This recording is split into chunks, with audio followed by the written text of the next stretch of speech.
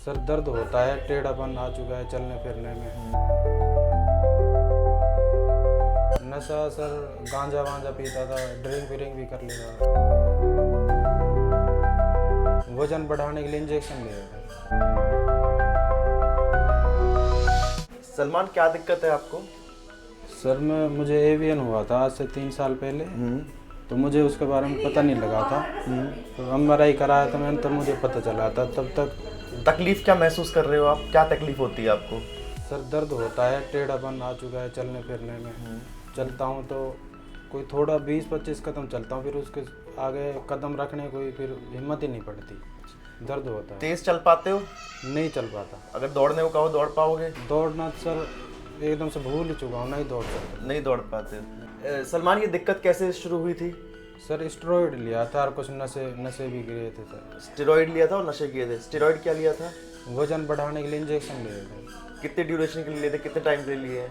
Sir ये मैंने तकरीबन 1 साल लिए थे। पूरे 1 साल स्टेरॉइड के इंजेक्शन लिए हैं। जी। और नशा क्या करते हो?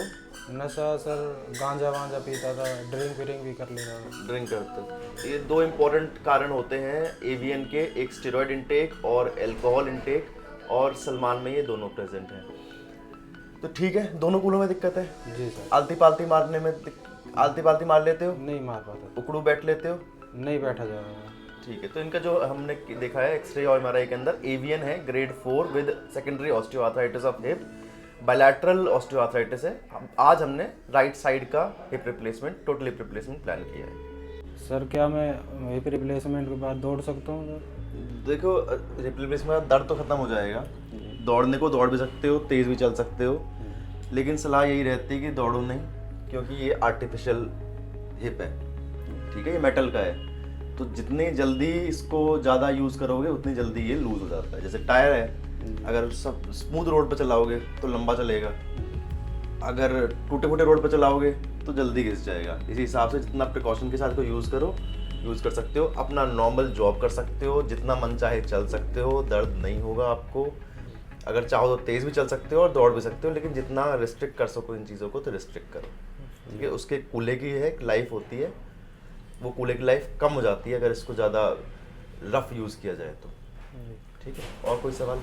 सर ये आलती पालती ये आलती पालती मार सकते हो, अभी नहीं, करीब 3 महीने बाद आप आलती पालती मार सकते हो। और सर सीढ़ियाँ आराम से चढ़ सकता सीढ़ी हूँ? चढ़ने उतरने में कोई दिक्कत नहीं आएगी, जितनी मर्जी आप सीढ़ी चढ़ सकते हो। अभी नहीं, जी 1.5-2 महीने बाद जैसे पूरा सेटल हो जाता है, मांसपेशी जो हम चीरा लगाते हैं भर जाता है, उसके बाद आप सीढ़ी चढ़ने उतरने में कोई दिक्कत नहीं है। जी। इसकी मतलब कितनी एज होती है सर कोहले की? आमतौर पे ये 20-1 साल तो चलता ही है। अच्छे से तरह से यूज़ करो तो 25-30 साल भी चल जाता है।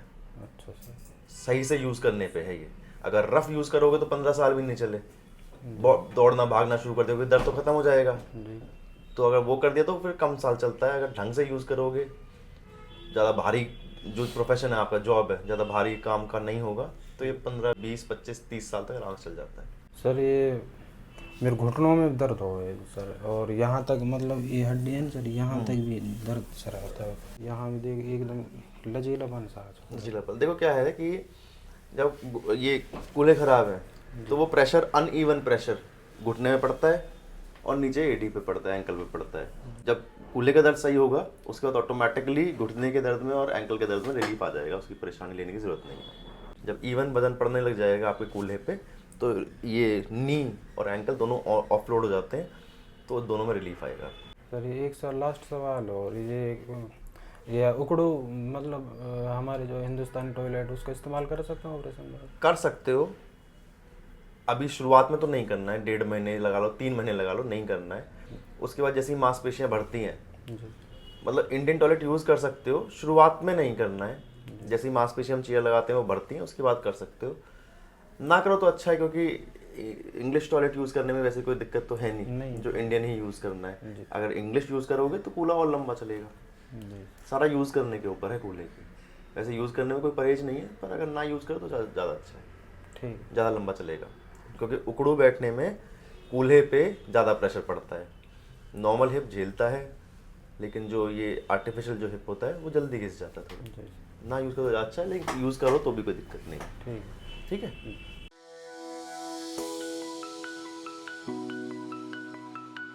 अभी हमने राइट साइड THR ख़त्म किया है पेशेंट का, और देखिए इसका एक्सरे कैसा है। इसकी पेशेंट की हिस्ट्री है स्टेरॉयड इंटेक की एंड क्रोनिक अल्कोहल इंटेक की, जो बहुत बड़े रिस्क फैक्टर्स होते हैं एवियन ऑफ हिप के लिए।